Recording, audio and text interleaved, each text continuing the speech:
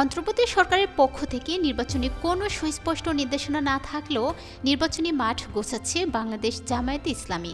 দল গোছানোর পাশাপাশি নির্বাচন ঘিরে সারা দেশে মাঠে সরব দলটির নেতাকর্মীরা। দলীয় সূত্রে জানা গেছে, জামায়াতের মূল লক্ষ্য আগামী জাতীয় নির্বাচনে ইতিহাস সৃষ্টি করা। সেজন্য এখন থেকে মানবিক ও সামাজিক কর্মকাণ্ডের মাধ্যমে জনমত তৈরির সর্বোচ্চ চেষ্টা করছে দলটি। সম্ভাব্য প্রার্থীরা নিজ নিজ এলাকায় নানা দলীয় ও সামাজিক কর্মকাণ্ড চালাচ্ছেন। দলটির দায়িত্বশীলরা বলছেন, নির্বাচনের ব্যাপারে জামায়াতের দুই ধরনের প্রস্তুতি রয়েছে। প্রথমত, জামায়াত নিজেরাই ৩০০ আসনে প্রার্থী দিবে। দ্বিতীয়ত, নির্বাচনের সময় যখন আসবে তখন যে পরিস্থিতি বিরাজ করবে সেই পরিস্থিতির আলোকে সিদ্ধান্ত নেওয়া হবে। এককভাবে নাকি জোটবদ্ধভাবে নির্বাচনে অংশ নেওয়া হবে তা এখনই বলার সুযোগ নেই।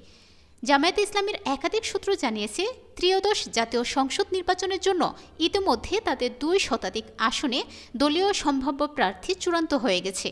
বাকি আসনে প্রার্থী তালিকা বাছাইয়ের প্রক্রিয়া চলছে। তবে নির্বাচনের সময় বিরাজমান পরিস্থিতির আলোকে ইসলামী দলগুলো নিয়ে জোটবদ্ধ নির্বাচনে প্রার্থী দেওয়ার জন্য একটি প্রচেষ্টা চালাচ্ছে জামায়াত ইসলামী।